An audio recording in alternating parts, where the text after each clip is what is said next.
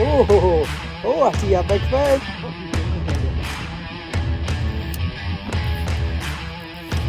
Yeah! That's what it's about.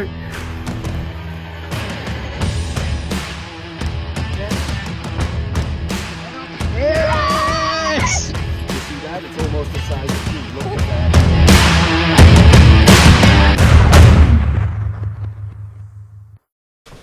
Hello, welcome back to the channel. I've got a mic set up for my podcast we're going to be doing. This is a video just about the highlights of my fishing year 2023, the year that I really got into it. At the end of 2022 I was forced into fishing really because I broke my back, and like on the recovery to it I really couldn't do much. All my hobbies were gone. Hiking, running, canoeing, rock climbing, cycling.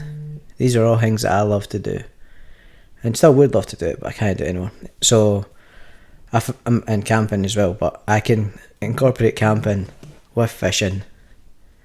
So this is what we've went for. So I've wrote in a big thing. I've got notes and notes and notes of my highlights and the story of 2023 and the successes, the downfalls, the struggles, the dramas, a lot. So this year's been quite the year for me as a fisherman, on the journey from going from a guy who didn't know how to fish, didn't know what to fish for, didn't know how to target them, where to target them, when to target them. I didn't know how to fish at all at the start of the year. Towards the end of last year, 2022, I had discovered that I had a love for angling, a passion for fishing. Forced to stop all my other hobbies, such as running, cycling, hiking, rock climbing, everything. I loved camping, I loved being outdoors, bushcraft a lot, canoeing. I done it all.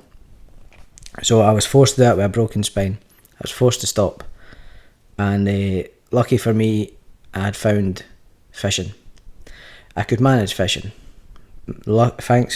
Thankfully, I had a good group of friends. We call them the Bunch of Blankers. That's our group name, because we're always blanking at that point anyway. Without these guys, I really would have struggled to get going this year, 2023. I was really depressed, really, on the verge of suicidal. I was in a dark place at the start of 2023, but thanks to these guys, they pulled me out it. I mean, you couldn't ask for a better group of friends for carrying my stuff to the bank, driving me.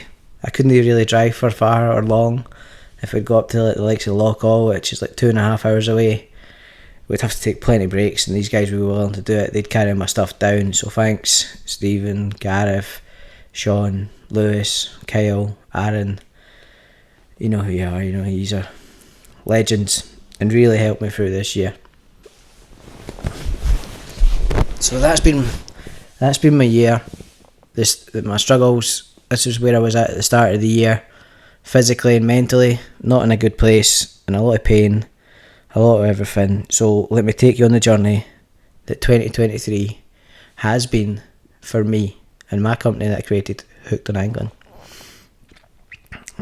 At the end of February, so there wasn't much happening in January. I literally was just so depressed. I was trying to make some moves, right enough. I was hopeful. I, with my injury, didn't know if I would be able to work again really, like sustainably, and to be able to actually go to work for a long time, So I had made a move. I had tried to get the rights to a river, the Old Forth, which is not far from me. I knew the rights were for sale, for lease on it, so I made the move, put in the inquiry, wrote the business plan, submitted it. That was probably like November that got done. It took forever to hear anything back. A couple of interviews here and there, but no real progress.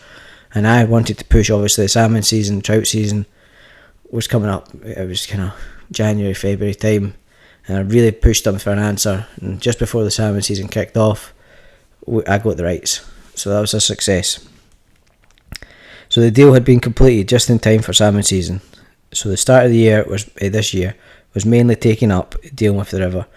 Making arrangements between landowners proved quite difficult.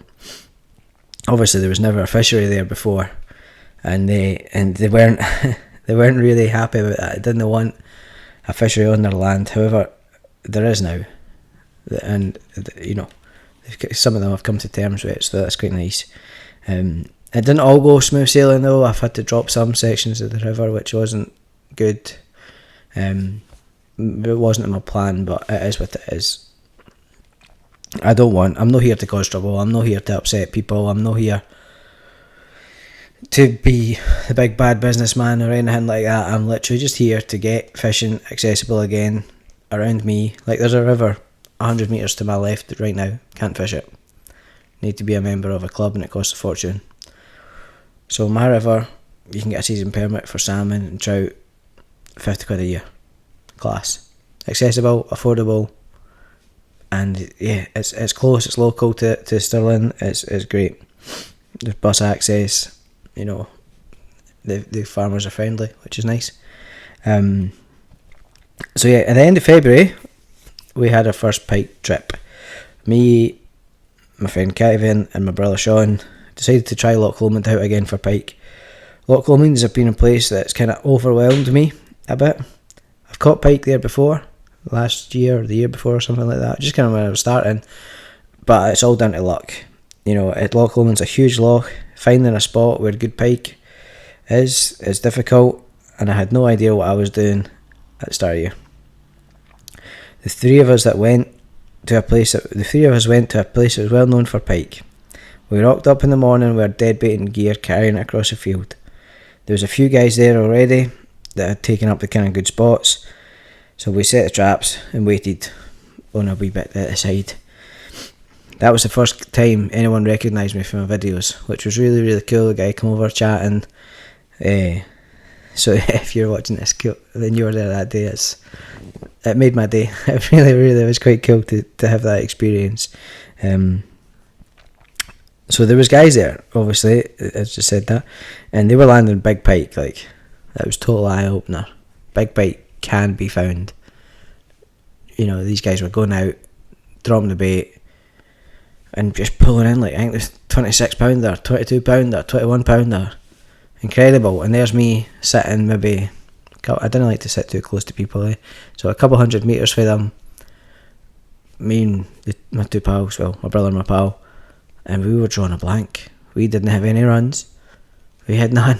It was peanut down the rain, and we were watching guys over to our right, like, just fish after fish after fish, which was, what a trip for them. So that was an eye-opener for me. Pike can be found. It's no luck, like it has been for me recently. I'm not going to be casting out a rod and just magically catching. Every so often the rod will go. It's not the case anymore. So after that trip, I decided to study.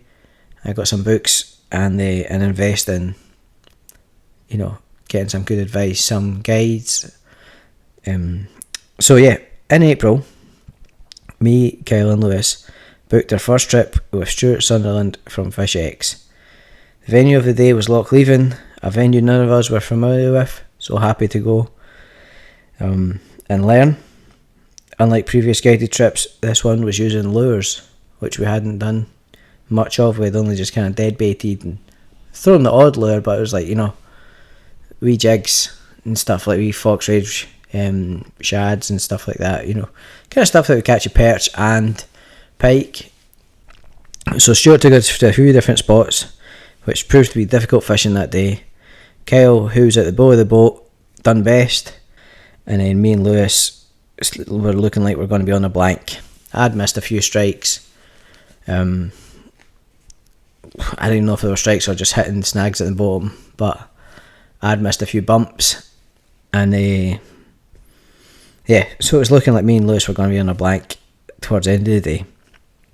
And just as we were coming in, I had a hit, struck it, landed a jack, saved the blank, but unfortunately for Lewis, he was on a blank that day. It was a difficult day's fishing that day, although it proved very valuable to me. Stuart had showed me the bait caster, because we had only ever used spinning rods before, like, you know, normal reels, I guess. So having the bait caster and just click and then click, it's so much quicker, so much more efficient. So I'd kind of shown that, and although I'd done absolutely rubbish on the day with bait casters, I knew the theory of them was much quicker, much more efficient, can cover a lot more water. You know, for every 5 casts that you do on a normal spinning rod, you can get like 8 casts in, reeling at the same speed kind of thing, you know, you're not like just ripping water, you're not ripping lures through the water. So yeah, you can get like 8 casts, which is, in my eyes at the time, much better. Like, it was a no-brainer. I was just like, right, cool, chuck that spinning rod away, I'm not going to be using that anymore. And I went away and got a bait casting rod. So I found the Abu Garcia Beast set up, I got the rod, I got the Revo Toro reel. Luckily I found the reel on eBay second hand, so it was a lot cheaper than what it is new, because I think it's like 450 quid new. I think I got it for like 250 or something like that, with braid on it as well. I got a bunch of lures, and most importantly, the feeling of the hit. Like, it's, you know, one of Stuart's sayings is the tug is the drug, and it's so true. Like, when you're casting, reeling in, you push, man, that's some thrill. Bit different for dead bait, because when you're dead baiting, you're just kind of like, I'd sit on the boat now dead baiting, so I'm sitting there waiting, I'll see line moving, off it goes, and then you pick up and you hit, and it's still, you strip loads of line and it's a great feeling. But see when you're casting, man, it's bang, oh, what a thrill, what a hit. A big fish hits that, it's been great. So yeah, so Stuart showed us this, and even though I only caught a jack that day, I had that experience of getting a hit on it, and yeah, I definitely wanted more. Another thing Stuart showed us was a book. He told me about a book. I asked him about these things, you know, because when I go with a guide, I'm not really there to catch big fish or to have a great day or whatever. You know, I'm there at this time. I go with a guide to learn, and because I'm new, I'm not there to find spots or nothing like that. I'm not even that, you know, I'm there wanting to learn how to use a lure rod, really. I hadn't used bait casters before. Certain understandings of each lure and how they work, and, you know, how shads work different for jerk baits and glide baits and stuff like that, you know. So that was great. But the book,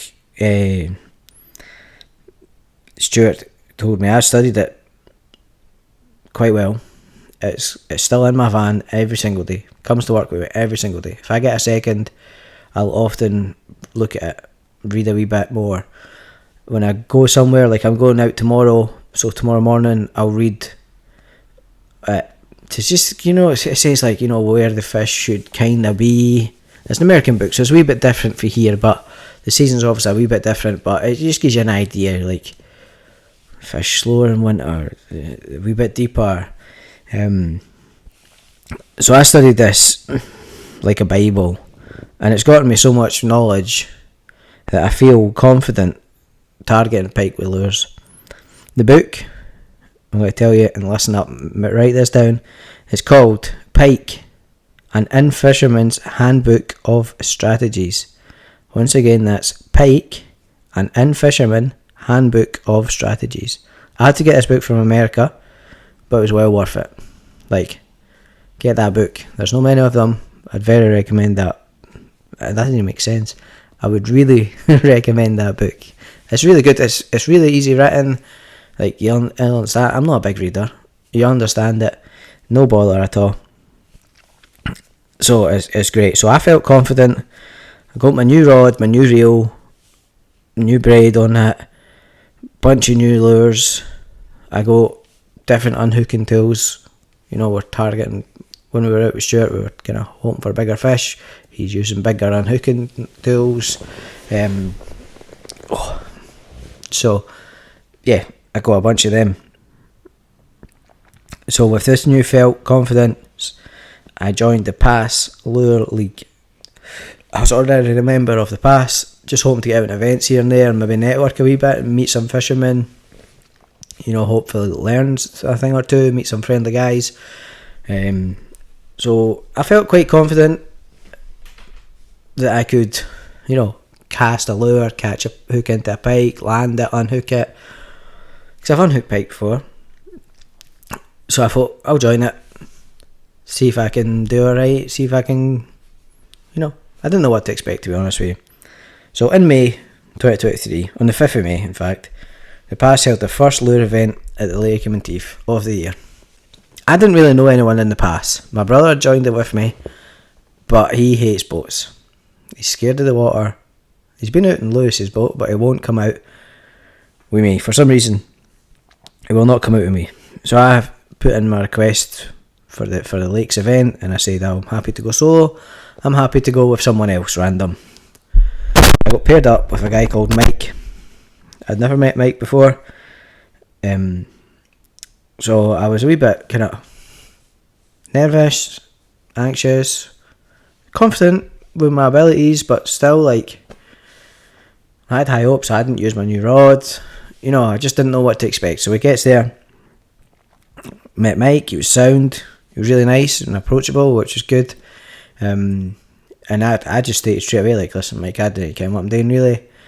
I've caught pike and stuff. This is what I think, and we had a good chat, and we kind of agreed the tactic, which was nice.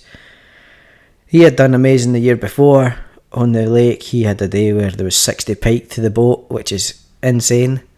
I think it was mainly jack bashing, but still 60 pike. I bet they went through a few lures that day. Yeah? What a day that would have been though. So obviously with this information, I was happy to let Mike lead. So we went for it. We headed over to the area that we wanted to cover. After a few hours, we had seen no action. It was so slow. It was crazy. We go for having the chat at 60 pike to the reality of no pike. We were both getting a wee bit frustrated. But we've seen lots of other boats moving as well. So that gave us hope. The pike weren't on yet.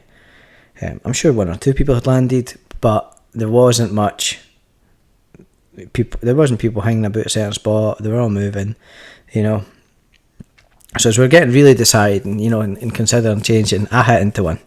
Managed to land it, but this is kind of the way my season went. It was 1 centimetre too small for the scoreboard. So happy to land my first lake pike. I'd been fishing even for the trout and stuff there. I've fished there before, never caught anything. So that was my first Lake of Menteith fish, and never mind my first Lake of Menteith pike, or my first pike in the event, which was pretty cool. I was happy. I'd kind of broke a big streak of blanks at that point as well, which was nice. So I managed to land it, and then it happened again. Another wee jack, 2 centimetres too wee this time. Mike had a few hits throughout the day, but I was unable to land them. He was getting them on and they were coming off, and it was a tough day. We had a chat towards the end of the day to see if we wanted to change tactics, maybe totally change it, but we had been seeing hits, we had been getting hits, and I had landed 2 pike, and I was, boats were still moving about everywhere, and I said, don't leave fish to find fish. I've heard that saying by many great anglers, so we stuck with the tactic. We kept this area. Nobody really came into our area either, which was kind of weird. So we were going up and doing this swim, and the wind was in our favour. It was pushing us right exactly where we wanted to be. The whole day as well. It was great. So we stuck to it. More trolling, more casting. The day was coming to an end, and the boats had to be in. I can't remember what time they had to be in, but it was 9 o'clock or something. They had to be in. So it was getting dark as well. So it truly was the last cast. And as it was the last cast, I thought, I'll put on something I have no confidence in, just for a cast. So I put on a Mura's Mouse. Big orange, ugly thing. Really, they're expensive, but that's all I think they are. So I cast it out, hits the water, boom, pike hits the Mura's Mouse. Incredible, feeling that big hit. So I struck into it. Upon striking it, it felt big. Obviously, I've never fought or landed a big fish before, so I had no idea if it was big. That was until we seen the fin. I'll never forget Mike turning around to me. He was at the front of the boat, and kind of we had stopped the engine and the boat had turned at this point. when we seen the fin, and he turns around and he says, "Oh, she's big," and I was in pieces, like I was buzzing, I was so excited and so concerned, like how do I fight this? How do I get this in the boat? Like, but with Mike's guidance, we got the job done. It was a bit sketchy at times, and I don't think I would have ever managed to land that if it wasn't for Mike that day. So thanks, Mike, you're a legend. You got me that pike for sure. So we got her out into the net. Well, we got her in the net, out, unhooked her. I was still in total shock. We took a measurement. I can't really remember what she measured. It was on camera, but I was just shaking like a leaf, The camera never picked up much. Normally if I'm measuring something, especially if I've got the camera on, I'd be like, 90 centimetres or 110 centimetres, say it out loud so that you can look back on it and you know for a fact how big it was. But I didn't do that for some reason, so it was, that's what it is. But we weighed her, and she was 21.8. Like, we took into the account of the net and stuff, so it was 21.8. That was the final result, and I finally got my monster that I'd been looking for. I'd been looking for a 20-pounder monster. That's what I called the monster, 20-pounder. So 21.8. She was a big girl. I got up and done a dance. Mike must have thought I was a crazy cat, because what adult man gets up and dances? I was so excited. But yeah, I smashed my target on my first pass event. My first time with my new rod and reel. My first time with my new lures. That was the first time I'd cast a Mura's Mouse. That was the first ever cast I'd done with a Mura's Mouse, and it smashed a 20. I've actually only cast a couple of times since, because I still have, I still don't believe in them, even though it's been proven to me, obviously, but they're just so ugly. Like, surely that can't catch a fish, but it does. But anyway, so I wrote an article for a magazine, and I submitted the picture and stuff, and it got published, which was really cool. It was amazing when that came in, because I didn't know if it was getting published or anything, so I just got the magazine in, and then I'm scanning through it with high hopes. Then they say the hunt of the misses, and then boom, there I am. Not only on one page, 2 pages is spreading me across, which is well cool. So I showed my missus, showed my wee boy, took a picture of my wee boy with it. That was really, really cool. And she obviously seen how serious it was to me then, because I'm not getting in a magazine for dog walking or having a river or anything else, but I got a magazine because I caught my first 20-pounder and I wrote about it. It was pretty cool. So she's kind of seen, that was the first sign of her seeing how serious I was about pike fishing, which was really cool, and she kind of encouraged that a wee bit after that, which was nice. So after that trip, my newfound confidence, me and the bunch of blankers went up to one of their favourite locks, not mine. I don't really like this lock that much. I've never done well on it at all. But anyway, so I was super ill. That was May, the 20th, kind of. It was Gareth's birthday and Sean's birthday. So we went up. I was super ill. There was 5 of us, 6 of us, and Lewis was one of them. So at this point, Lewis had been out a guided trip, not caught nothing. Probably been out a couple of times on his own, not caught nothing. And we were up there, the 6 of us, on a camping trip, all in this bay. And I was feeling rubbish. I set up my bivvy and I went, I'm no fishing. I didn't feel well at all. So I didn't fish, but I was there. I was happy to help people, but I spent most of the time in my bed. I really wasn't well. So helped with Lewis's. With our help, Lewis got his stuff all set up and alarms and stuff like that, and he got his rods out and on the bank, the dead baits. He also had a wee boat that he was using, and would cast a lure for it from time to time. He'd go out in the wee boat and cast his lure. So whilst he was out in the boat, I said I would look after his rods. Unfortunately, they did. One of them did go, and he still at this point hadn't caught a fish. I'm like, oh no, Lewis, your rod's going, Lewis. I'm shouting at him, Lewis, screaming, waving my hands, trying to get his attention. But would he hear us? No, he was too far out. Anyway, so I struck into it, landed his first fish. It was just a jack, but it was his first fish. But it would have been his first fish. So I felt terrible. All my pals were, cursing me for landing the fish. But what can you do? I'm not going to leave it on the line, am I? So yeah, he missed out on that one. But Actually, it turned out he caught 6 that trip. So he was the only one to catch as well. So kind of the student had become the master.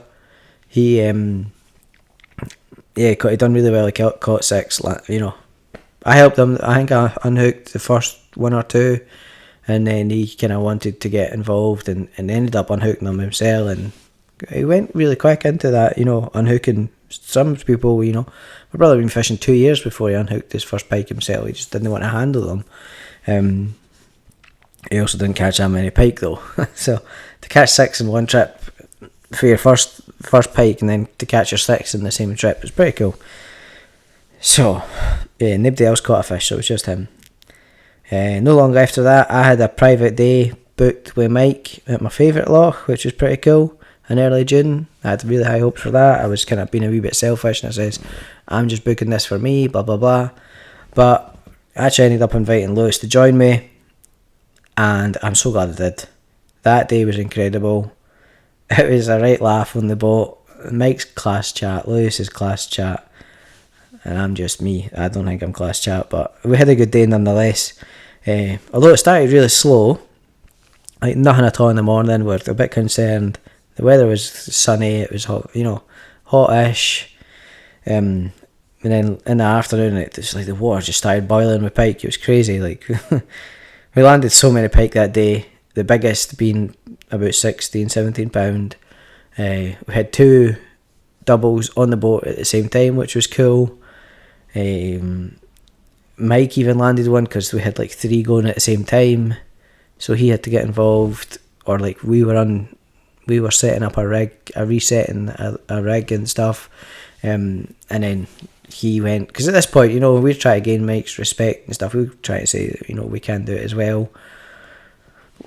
I'm trying not to be a novice pike fisherman anymore. I know I still am, and even still just now I still am, but I'm trying to show that I am capable, and I'm trying to gain Mike's respect. You know, he's a good fisherman, he's a nice guy, he's pretty local to me. Plus Mike's kind of helped me about a lot.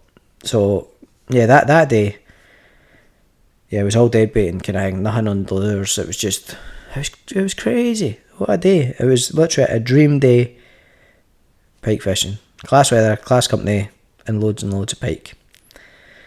A few days later, it was my wee boy's 3rd birthday, and me and Lewis, on a high for that trip, we took Callum camping and fishing. It was a yellow weather warning for rain and lightning storms, and I took my wee boy fishing and camping. So yeah, Callum likes camping though. He's a wee outdoorsman. I just told him every time it was thundery, I just told him it was Caesar snoring. Caesar's Lewis's dog. I don't know if he believes it or not, but it kind of, he wasn't fear. It was fine. We were safe. It was fine. So I obviously didn't put my rods out on that trip either, because I was looking after Callum. We had took Callum fishing before. Me and Sean took him to a local pond, and he was throwing bait out to the water just to try and get some bait fish into the sides, and he forgot to let go of a big handful of bait and went head first into the water. So I was on Callum duty and didn't want that to happen again. So Lewis put his rods out, and I was looking after the wee man. It was a good trip. He loved it. He was loving the outdoors, like the outdoor, I don't know, feeling. You know, when you embrace outdoors and you're just chilling, just sitting there. He's sitting there, campfire, watching stars, watching the water, seeing ducks, like, you know, listening to deer rutting in the background, kind of thing. I don't know if they were rutting, but you know, these are the kind of things that we as fishermen don't even appreciate. These are just normal to us, but he was taking it all in, hearing the owls screeching. He was loving it. Anyway, so he was sitting there, and he kind of kept going to bed and coming back out of bed. You know, I'd go to the tent, tuck him in, and say, right son, go to sleep, you know. And I'd go back and sit with Lewis, and 10 minutes later he'd come back out, Dad, I can't sleep. And I said, alright, come on, sit down.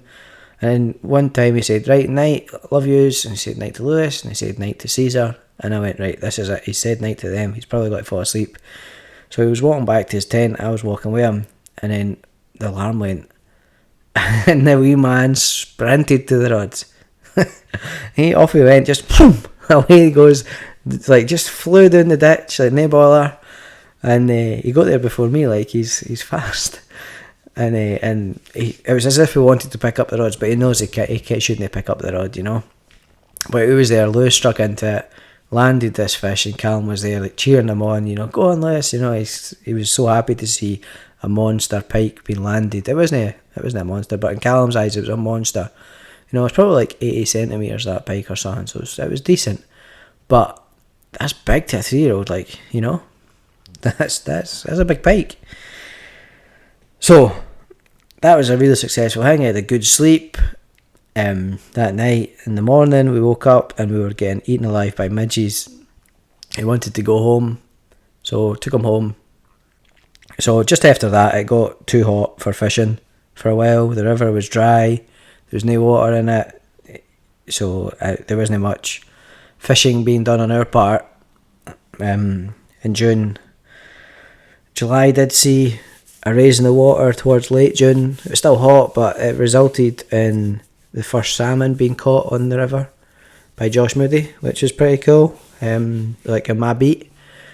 So that was pretty cool. I really didn't have many people fishing this year. I hardly advertised it, and yeah, that's what it is. It was just, you know, it's the season starts in February. The rivers are flooded February to like May. So you got May, June it gets too hot to fish and the rivers get really dry, and then July we got a rain, a good decent rain, it lifted the rivers up, the salmon started coming obviously, so a couple of people fished, and then it just floods again. or it got really dry and then it flooded again, so it's pretty difficult to get some time that you can actually really salmon fish. Like there's it's not that great, which is, you know, one of the reasons I love pike fishing. You can fish them all year round really, unless it's too hot and spawning time. And then now we're in early August, I go back out, and after the pike I had a wee sib that I got. I've always had like wee canoes and stuff, but since I brought my back, I can't do the canoe, you have to paddle a day. So I had the sib, put the electric trolling motor on it, and I got a wee fish finder, which is pretty cool. So I thought it seemed a good idea until I was out in a loch, and I was in the middle of the loch and I was just fishing away, fighting waves and stuff, because it was quite windy that day actually. I probably shouldn't have been out, but I was out in the middle trying to control the boat, and then I kind of looked to my right and the right tube's flat, and there's only two tubes on the sip. There's the left tube and the right tube was pretty much totally flat. So I was like, oh no, I need to get in. So I got in as soon as I can, survived it, but pretty much binned the sib straight away. That day I went on Gumtree and I bought a wee boat, and I've never looked back since I got the wee boat. The wee boat is called Northern Light. It's just a tiny wee boat. It's like not even 10 foot long, I don't think. It fits in the back of the van. It's it weighs a ton though. You think it was light, but it's not. So yeah, I was in love with this wee boat. It's such a good wee boat. Honestly, I'm not gonna get a puncture. It's pretty safe if the weather's not crazy and the waves aren't high, but it's pretty safe. And I kind of built it up a bit, put a seat in it, because obviously I can't stand all day. I need to be comfortable now with my back injury. I do need to be able to sit. So I got a boat seat with a back support. It swivels 360, so it's, you know, I can fish all directions. Anchors, like rod holders, kitted out with a fancy floor. That was just almost, that floor was almost as expensive as the boat, which is crazy. For a wee bit of foam, like 150 quid, mental. But the boat was 200 quid. Crazy cheap as well, isn't it? The fish finder was more, the wee fish finder that I've got. And then obviously the motor was more, and how much was the seats? The seats were 80 each. I got two of them just in case I could fit two. I only fitted one. But yeah, so yeah, I got it in I christened Northern Light on a trip with our pals. I got a tiny jack and a wee trout. It was great. Straight away I was like, yes. I was just trolling a Rapala, and what did I have behind me? Like a wee jerkbait, I think. And they both hit at the same time. I couldn't believe it. It was literally like the pike hit, I struck into that, and then I start seeing the I mean, maybe that pike was chasing that trout, and then the trout went, oh, a rapala, yoink, and the pike went, oh, a jerkbait, yoink, and I had them both. So I managed to land them actually, which was pretty cool. I just kept the motor running a bit, and got it landed, which was great. My first brownie on that loch, my first lure caught brownie, and no, I think that was my second lure caught brownie. But yeah, my first fish on Northern Light, great success. My pals caught that time as well, which was really cool. But I went out, there was a second trip that was a game changer for me. This was a solo trip, and I had looked at the map, I'd learnt to use navionics. I don't know how you say that, navionics probably. But I'd learned how to use it, and I'd set up colours for different depths and stuff like that, so I kind of knew where I was at a wee bit more. On this trip, I had just had a wee, my book, my Bible, I call it. I'd had a read at that. I'd come up with a tactic, and I'm recording. I like to record stuff. I don't post everything. I don't literally, like some trips that are just pure blanks and rubbish. Nothing happens at all. I've got nothing to say, so I don't post them. But this was one that I wanted to post. I was speaking about my tactics and where I was going to go and what depths I was going to go and how I was going to fish and stuff like that. I kind of wanted to prove myself that I knew how to target pike and how to catch them and where they would be and stuff like that. So I had I've got it all written down here, so I'm kind of glancing down it just to remind me what I'm saying. So I go away, I say to the camera what I'm going to do. I go to the area that I just spoke about, and go to the depth that I just spoke about, and drop my anchor, throw a few casts to the side, and then I'm casting literally right along a shelf, which is a great area to fish obviously, and then boom, a big fish. Knew it for the get-go. I'm like, oh, this is pretty big. See on the camera, it's on the videos, so look back and see that one. I was using a handmade jerkbait from Poland. Cast out to the side. I struck hard. She felt big. I was fishing reasonably shallow, so it was like 8 foot or something. So it wasn't long before I seen her fin, and she was maybe 30 metres out, like 100 feet kind of thing. And I knew straight away. I could see the fin. Like, she was a big fish. I'd never seen a fin like that before. I was like, oh my god, this is a big fish. Like, oh, second trip, solo. Never done this before, solo. I reeled her in, fought her for a few minutes, and got her landed in the boat, and I was ecstatic with this catch. Whew. Got it landed, got it weighed. She was 22.8. Saw a new PB. On my new boat, which I was just, I was so chuffed with. I was only the second trip out, and I'd caught a new PB. And I was sure I was going to have like just an unreal time with this boat. And I've had a great time with this wee boat. But like, for it to point proven, like that's pretty cool. So yeah, I was away, held my head. My head was so happy. Like, I was chin up everywhere. I caught 2 big fish this year. I'm the man. So yeah, it's that was just I had put everything to plan. I had literally planned that. Everything worked out, and I caught a big fish. That fish will be a big girl come spawning time. Like right now, midwinter, it's December, a week before Christmas, she will be a big fish now. She'll be close to 30 pounds. So that would be pretty cool to catch her again one day. So yeah, at this point, September now, we got the boys from a bunch of blankers back out on a camping trip. We spent 3 days on the bank. It was dead baiting for 2. And lured fish on the 3rd day. Which is, okay, yep. I can remember where we're at now. This was the same area in this loch. So I took the boys kind of to the same kind of area that we had camped at and targeted that area.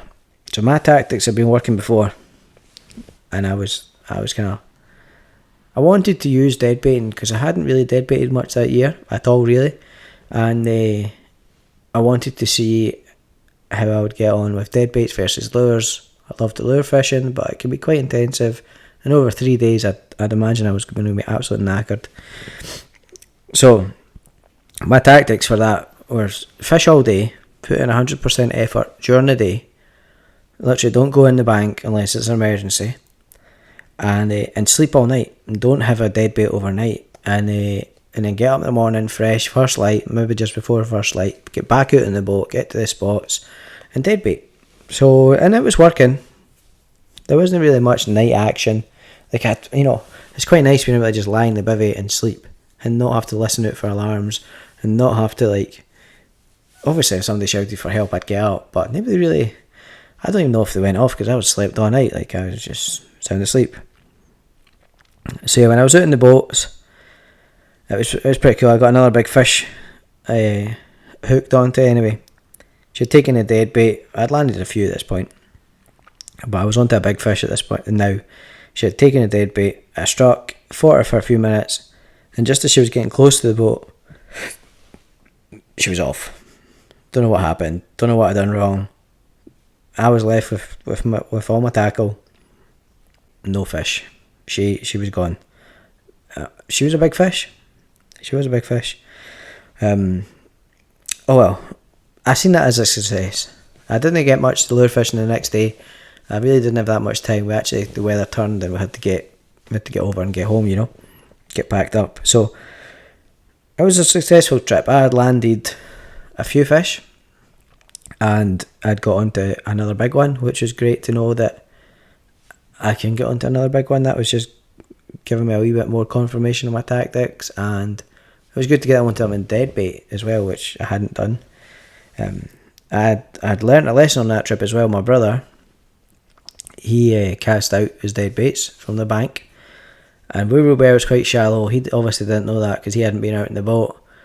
And I came in and I seen his dead bait on the floor, like in the water, obviously, but it was only 2 feet deep where he had cast it. And I said, Sean, what are you doing casting there? Like, it's only 2 feet. You need to go a wee bit deeper than that. Like 4 feet maybe is fine, but 2 feet, I mean, I see he was going to come and take that. So Sean being Sean, he's pretty stubborn. He's definitely not got to do what I tell him to do. Like, if I say, don't jump off a cliff, he'll jump off a cliff.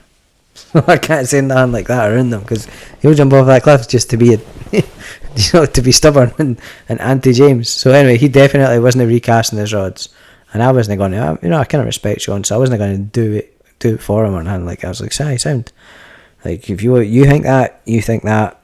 Anyway, he had no runs until he got a run towards the end, and it was a run. Like, his reel was screaming, we hooked into it. It was a big fish. The way it was fighting, the way it was taking the drag, I would say it was probably a 20 at least. But Sean's even newer than me. Like, we started about the same time, but I've put a lot of effort into learning how to fish and go to a lot of events and guided trips and stuff like that. Sean doesn't do that. He just comes every so often, probably there just to put his rod in the water and kind of get outside a bit, which is probably like a lot of people, which is good. So anyway, he was onto this fish, but he let the line kind of go slack and the fish got off, and it was a wee bit of drama because it was about ready to get netted, and one of the boys kind of charged right in with the net, and as that happened, Sean's kind of slackened off the line a wee bit, and off it went without the hooks in its mouth. It'd go off. Anyway, he was happy to have proved me wrong with the 2 feet depth thing, and I definitely learned that they will come shallow, like really, really shallow. So yeah, total lesson there. It was a good lesson, to be honest with you. It was, it was crystal clear water, and I said, there's no way a big fish has got to come into this shallow. Why would it do that? Like, a big bird can come and get it, or September, there were still ospreys and stuff probably in September. So anyway, this one was that trip there was closely followed by another trip out with Mike at our favourite loch. This time I went with Kyle and his son Noah. The last year in 2022, I went out with Noah and Kyle, or Kyle and Noah, however you want to say it, and Noah caught a 27-pound pike. He's a pike master. So we had what's it called? Like, we were quite looking forward to see how Noah would act and handle another fishing trip. Whether he was like, "Oh, I'm going to catch another 27-pounder," and or whether he would just be like, "Oh, let's go pike fishing," and let's catch some fish. And he sounded like Noah's a good kid. He's like, "Let's go pike fishing and catch more fish," which is so cool to see. Like, he's pretty humble, but he's also very cocky, and he calls blanking or making a mistake doing a James.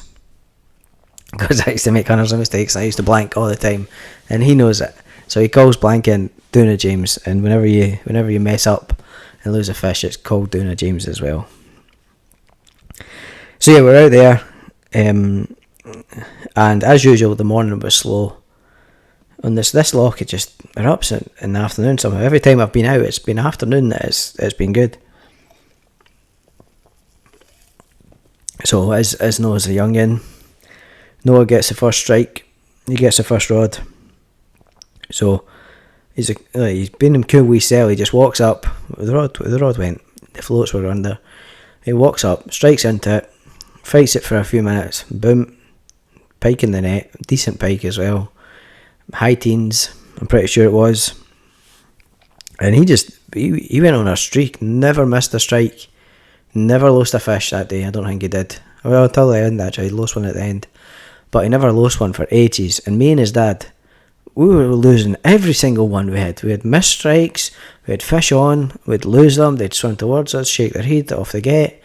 Like, we were rubbish. And the wee man, who's 11, was total schooling us. Like, total. He caught a few mid-doubles, and me and Kyle, at this point, had absolutely no luck. Kyle did end up catching a pike, which was nice, and then later on and towards the end, I caught a pike, which was nice. So the three of us had caught pike. It was a great trip. Seeing Noah absolutely smash them was one thing that's really been apparent to me is how much I love it when like somebody catches their first pike or their first special pike, or like you see Noah, who's just a young kid, doing really well. Like, he's doing really well, and he's so excited for it, and it's so amazing to see that. Like, he's yes, and we obviously, I'm always excited when I get a big fish. You'll have seen that if you've watched the videos. I'm always excited, even a wee fish. Like, I was out at a loch that's difficult to fish, and I hadn't fished it before because it's got a reputation of being quite hard to fish. But I caught one, and I was super happy with it. I was like, yes, 5 hours waiting. I caught one, finally. I can go home now. Like, I was so happy. So yeah, on this trip, we did throw a few lures as well. So I was obviously I found the confidence in the lures. And I was determined to show Mike how good I was and confident I was with lures, and that I could catch lures. I could catch pike on lures. So even though that loch does amazing on dead baiting, I wanted to throw a few lures. So I brought my lure rod, and I was throwing a few lures. And I put on a bulldog, which I got from, I don't care where I got it from, eBay or something like that. Anyway, it's pretty cool. It's cool. It's got a really cool swimming action. Sinks really fast. It's got a big long tail. It's definitely a pike attractant. So I'm bringing this in. Having no luck on the dead baits at that point. I hadn't landed one yet at that point. So I'll go over to the lures. I'm reeling this in, and it gets like, I'm just about to lift up, it's right close to the boat. And I've made enough mistakes now that I don't just lift straight up the boat. I kind of just get a wee drag at the end, just to see if there's anything there. And just as I get that wee drag, a pike comes up. See, this is my lure. And a pike comes up and whoosh, grabs it. I was like, whoa! But I know fine well it's missed the hooks. The way this bulldog's got, it's got like a jig hook at the top and a treble underneath it. And this pike grabbed just behind that. I could see fine well it had grabbed that. So I was like, what am I going to do here? And I lifted it just slightly, just in hopes that it would go like this, like just kind of re-grab it, but it didn't. It just let it go and swam off. But it was really cool to see that, like to see the pike strike at my feet, like bang, right there. That was pretty cool. So yeah, Mike has been a really big help to me in my learning experience. He's seen me as a total novice, like when I first went out with him. Didn't really know nothing at all. But even before I had dead baiting rods, really, I had like maybe one dead baiting rod and one reel. And I learned straight away for him to get all the same, like 3 or 4 dead baiting rods that are all the same reels, just so you don't have to be like, oh, which way does the bait runner run on this one, and how does this one, what's the gearing on this one, or how's the drag feel on this one. Like, I know with my rods, they're all the same. Don't make any mistakes anymore, really. He's even took me to his place and showed me how to make traces that are solid and great. He showed me different lures and different stuff. He explains things really clearly and a way that I can understand it, which is really nice. And he really hasn't minded sharing his vast knowledge with me, which is really, really handy. Like, who else does that? It's amazing. Anyway, so he's a legendary guy, and thank you, Mike, you're amazing. And I look forward to many more trips with him. I think we've got, like, between our wee fishing group, we've got like 5 trips booked next year, and we'll probably book more. Like, it's class. And we want to gain his respect, and he's, like I say, he's seen us for a novice, and now we're getting better, which is pretty cool. So throughout the lure season, there was more events with the pass that I attended, places like Blacklock and Linlithgow. Lewis was my boat partner from all of these, I think, apart from 2 who went out with Mike. But other than that, it was Lewis. We kind of had success. We had loads of jacks, loads of... I don't even know if we caught a double the rest of the times. I think we attended pretty much all the events, and normally would catch on them. Score, at least getting one scorer for the league, which is pretty cool. The scoring is 60 centimetres, I think it's got to be. So if you catch a pike under 60 centimetres at the fork of the tail, so not the tip of the tail, the fork, it's so that's how you score. So I done alright. I actually held my own, and I was 4th in the event in the league for quite some time, and then I missed 1 or 2 towards the end, and I fell back down to like 11th place, which kind of, I was a wee bit disappointed in myself. But it was still in, I could have won it. I was still in the, how do you say this? I still had hopes of succeeding in the league. We still had the Lake Menteith, and I had caught a 20 there before. Like, that's what really put me high up in the league standings. So we had caught a 20 there before, so I'd had high hopes there. So yeah, that was pretty cool. So we went into the last event, the finale of the Lure Fishing League, the Daiwa Pro X Lure Fishing League, I think is it's called. The weather on this day was absolutely brutal. It peed it down when we get there. It dried most of the day, but we were already soaked, and that sucks when you're soaked. And then it absolutely heaviest rain I've ever seen in my life. It was crazy.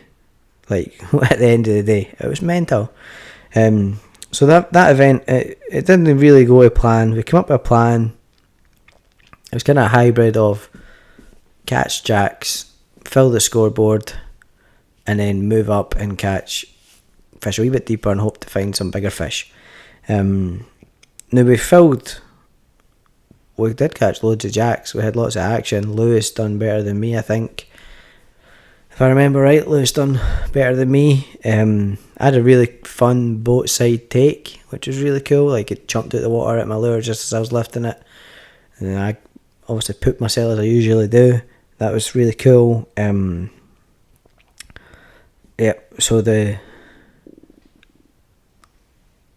done really well. And then towards the end, we went to a different area. I thought was kind of a good spot for bigger fish.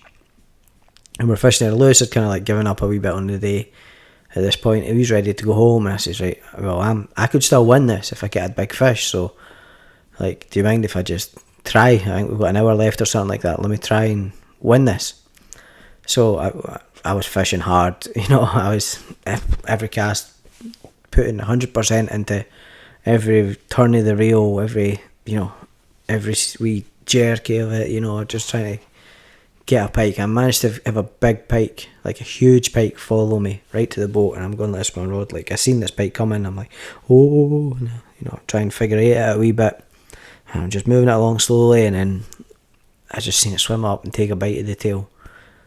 It didn't hook up because it was just the tail, and it was huge. It just turned around and swam away, never to be seen again. And that was at least a 30. Like that was huge. That pike was massive. Like I'm lucky to see that, and me being a novice fisherman, I'm like, oh, that's great. That kind of confirmed that tactic, that change of plan, why I went there. That confirmed that there is a big pike there.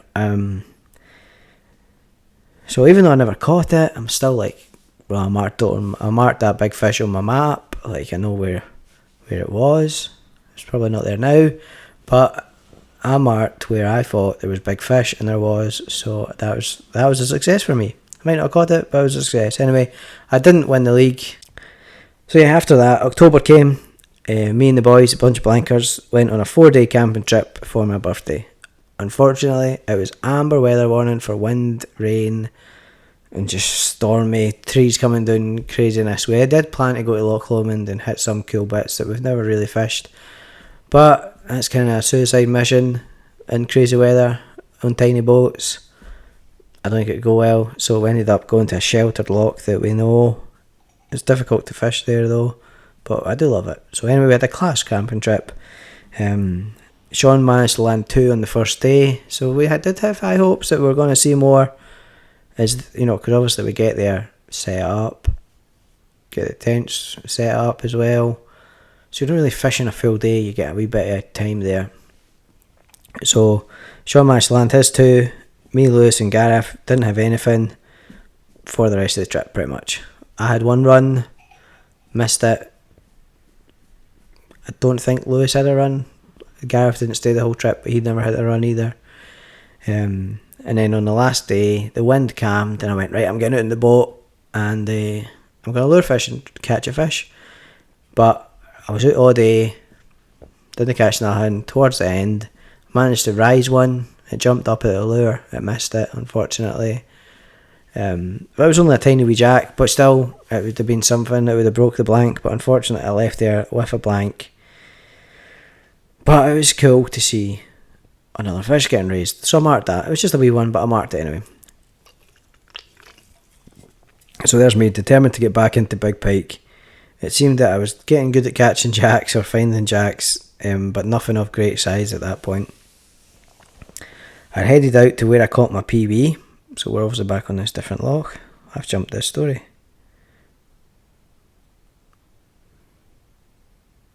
Oh yeah, this is a crazy weather one. So yeah, we went back out. Me, Lewis and Sean. Lewis and Sean were in Lewis's boat. I went out on Northern Light. Late October probably, I think it is.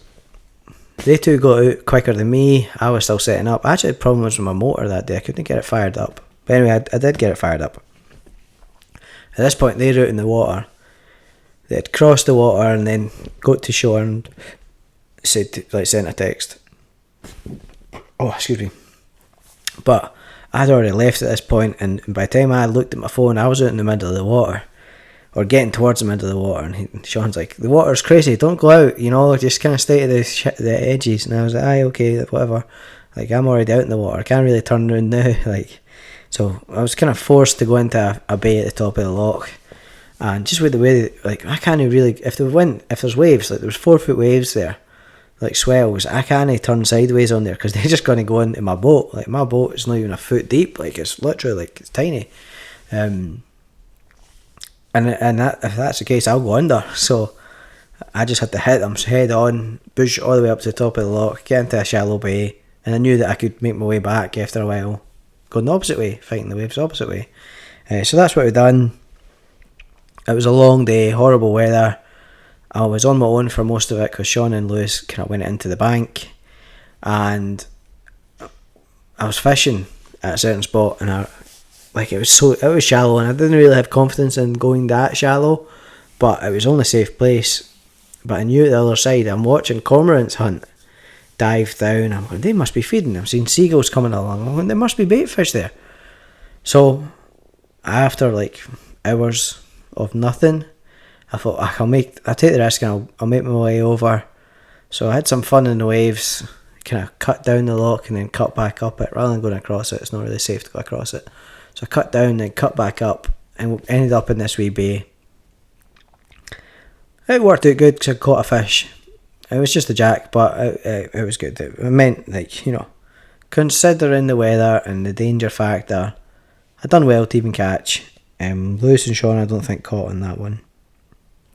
A couple of weeks later after this, the pass held a dead baiting event at the lake, which everybody that's in the pass is pretty much there to get on the dead baiting event at the lake. So I was excited to get a place on there. Me and Lewis got a place. I'd kind of come up with a plan. You'll be getting the theme now. I kind of do like to have a plan of action when I get there, so I'm not just going out and just casting or, you know, just by luck. I don't want that anymore. I want to say what I'm going to do. I'm going to write it down or whatever. I'm going to speak to Lewis. We're going to agree with something, and we're going to hit it. So we went out, and I said to Lewis, I was like, because there was 2 days, Saturday and Sunday, and we got a Sunday place, and the lake is it's not a place that's often fished for pike. It's a trout fishery, and they allow you to fly fish for pike, but they don't allow you to spin or deadbait, and only a couple of times a year do you get the chance with the pass or the pack to go out and do that. So my theory was, on the Saturday, everybody's going to put their dead baits out, right? The pike are going to get caught and they're going to get spooked and they're going to, you know, so they're not going to be in them hot spots, I didn't think anyway. So that was my theory. So I went a drive round. My boys were crabbit anyway in the house. I was like, right, come on, get in the car. The lake's pretty close to me. It's only 20 minutes. So I was like, right, get in the car. Let's go a wee drive. They fell asleep. Result, happy days. So I went a wee drive and I'm looking at the water and I'm going, right, where is everybody? I'm seeing boats, like 7 boats all bunched up the killer, targeting an area. Another area had like 5 boats at that point, all targeted in an area. And I went, right, I'm definitely not going there. So I kind of went home, looked at my map of the depths and the features kind of thing, and I says, right, where has got a good feature that there wasn't anyone there when I drove by? Now obviously it's a long day, I only drove by for a minute or two, but I got some kind of knowledge from that.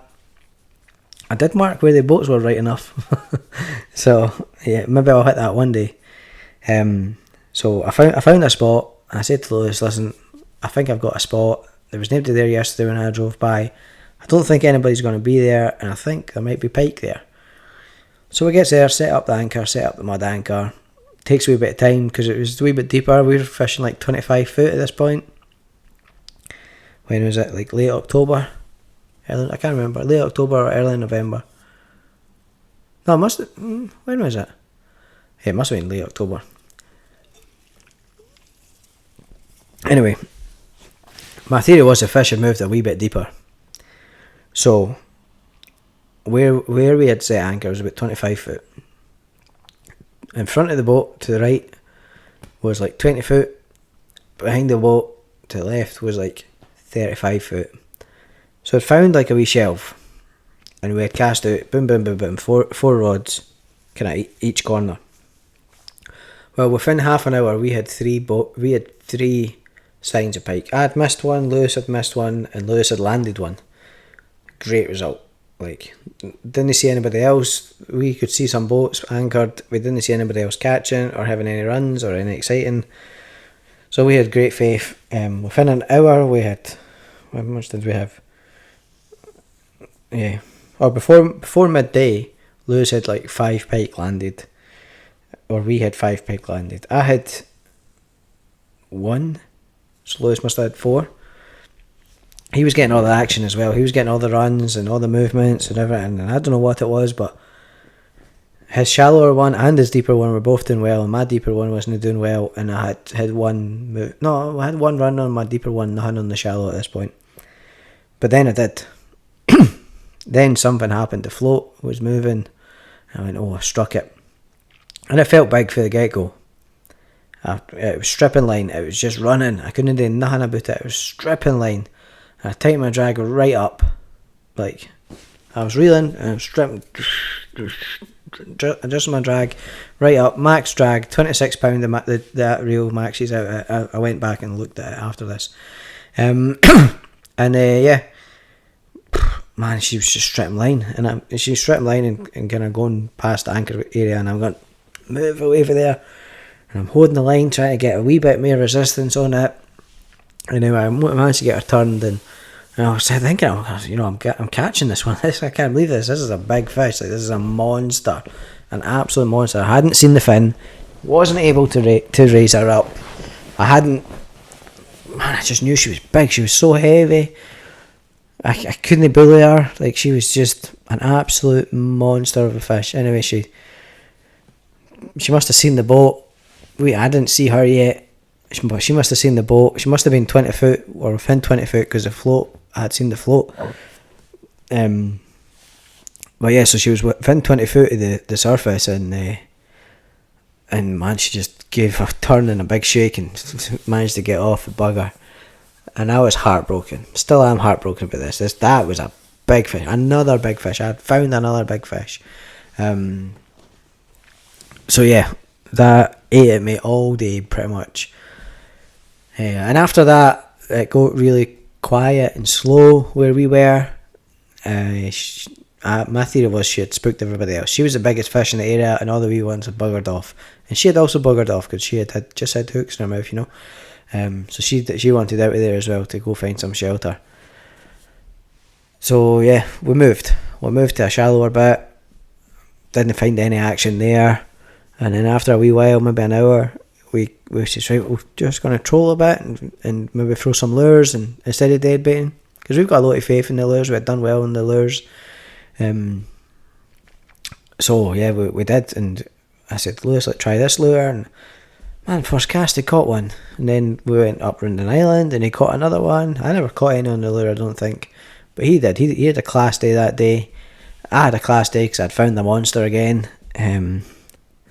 So yeah, I was just absolutely gutted to lose this one, but still, it was a really good day.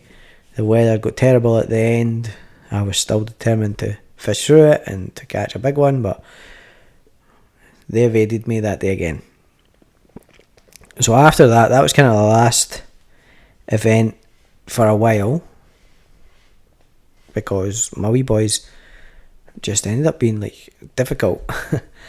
And there's 3 and 1, so it's quite a difficult age. They're always fighting, and now Finley's on his feet, and he hits back, and Cam doesn't like it, and man, just leaving Leela, because obviously pike fishing, you're not away for an hour or two, you're away all day, sometimes days.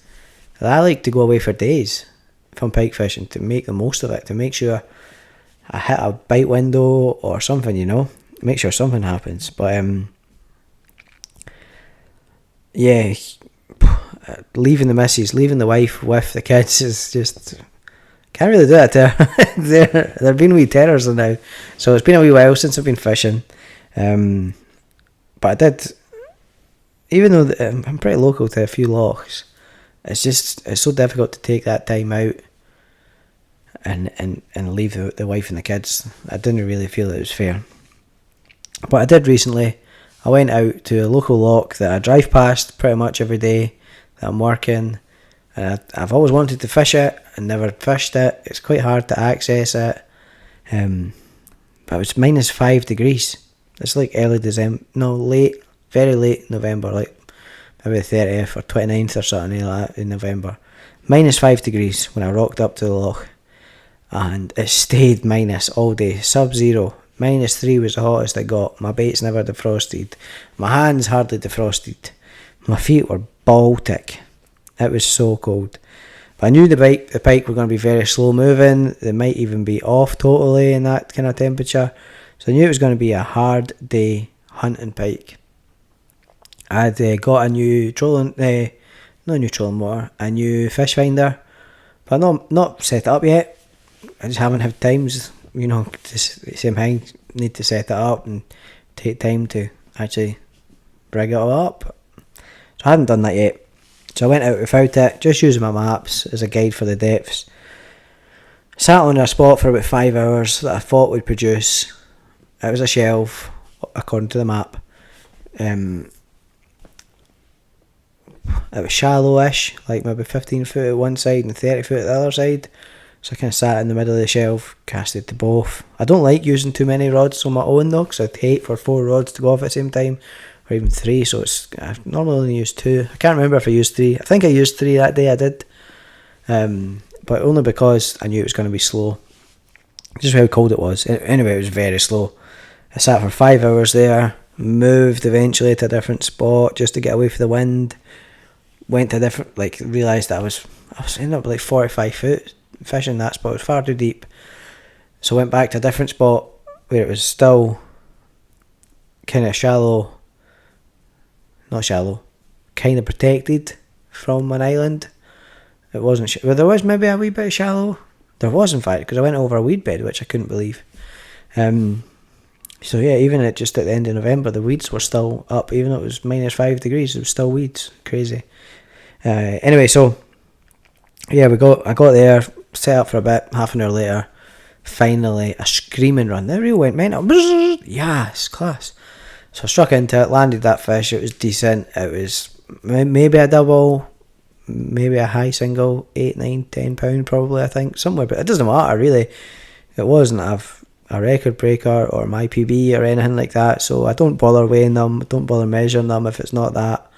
So my main concern is get them back in the water. Obviously get them unhooked and get them back in the water. So that's what I done. It was a success. After that, I really couldn't stay out much longer. It got dark, it was still freezing, and I need to get home to the family. So it was a success. That was the last trip I was out on.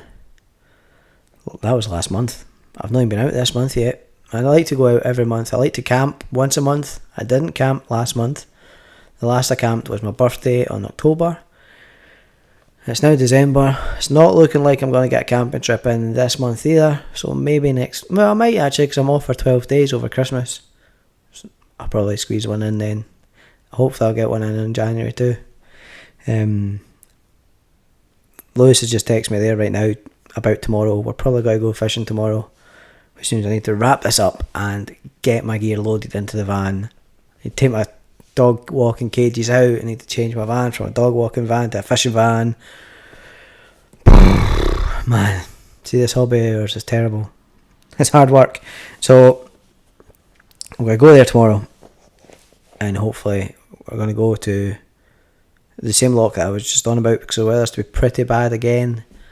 And it's reasonably sheltered there.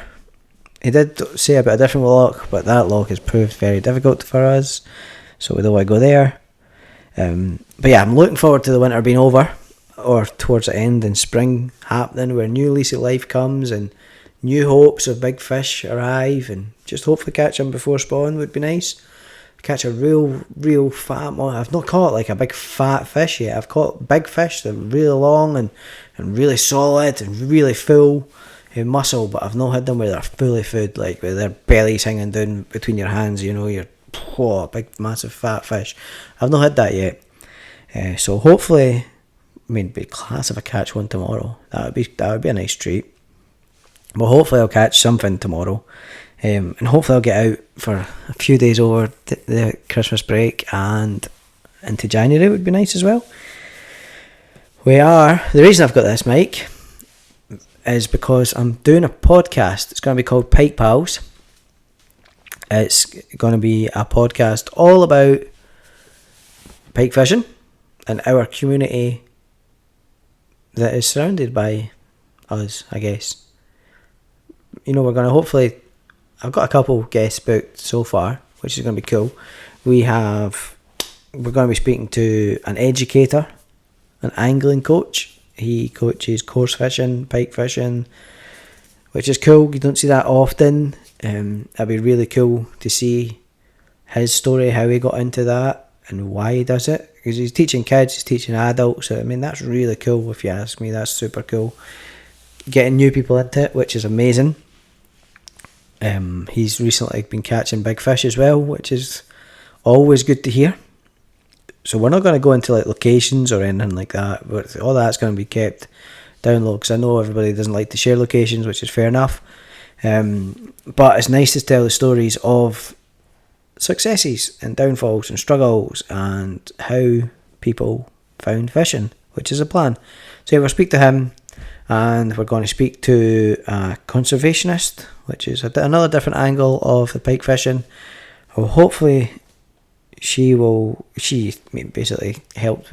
She's the reason I got the salmon river. She works for the Forth Rivers Trust, so it'd be cool to hear from her and how the kind of conservationists are looking after the pike in the water and how they see. Because I know previously people would be pulling pike out and, you know, at trout waters and stuff, thinking that the pike are eating all the trout and salmon and stuff like that. People hated pike, but that's not the case anymore. People are educated a wee bit more, and yep, they're hopefully the conservationist people are helping people understand more about the benefits of having pike in the water and having that natural predator in to keep away the